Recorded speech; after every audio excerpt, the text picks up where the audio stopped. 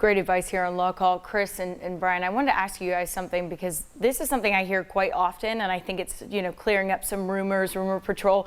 But a lot of people say, don't call the police after you get in just a little fender bender. Don't call them, it's fine. You guys can work it out with the insurance companies. Is that true, or how does that affect it? You guys winced at me right there. So how does that affect what you guys do, and have you seen it mess up in a certain case of yours? Absolutely, because a lot of times when you call the police, obviously you're memorializing this incident. Okay, you're creating a record document and a paper trail. I mean, you're documenting what happened, when it happened, and how it happened. And you have an officer there who's going to write up a narrative describing how the incident took place. Now, hopefully, if you're not at fault, he's going to write it up the way that the accident really happened. But sometimes officers make mistakes, and that's why you have to go to court to straighten them out.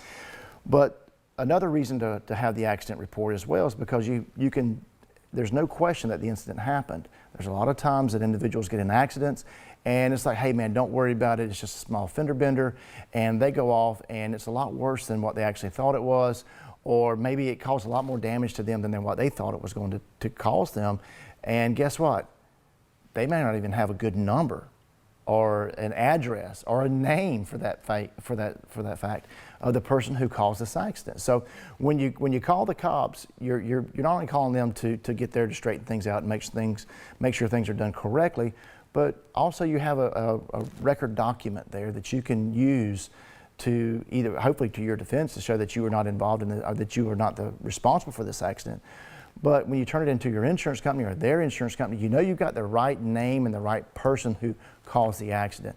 Brian, a lot of times, you've had this recently in the office where someone came in and said, hey look, this is the name and the number that they gave me, but I'm hurting now and it's 2 weeks after the fact, and guess what? The number's no good. Oh no, that's no good. Brian, obviously you've seen that case. How does it affect what you do? I mean, it obviously makes it a lot harder if a client comes in going, hey, I don't have a police report on this, but I need help, right? It makes it much more difficult. Like Chris said, I think number one, someone creates a narrative who takes statements from everybody, and most people after a car accident are relatively honest with police officers. Some people will deny it until they die, but most people are relatively honest, and so it creates a narrative.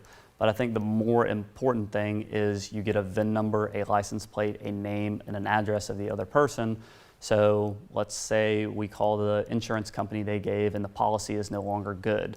We now know who the vehicle owner is and who the person was. We can contact them directly, potentially file a lawsuit against them. If they just write their number down and leave the scene, which I've had happen, there are situations where we don't know who their insurance company is, and if you don't have certain coverage, there's really nothing we can do for you.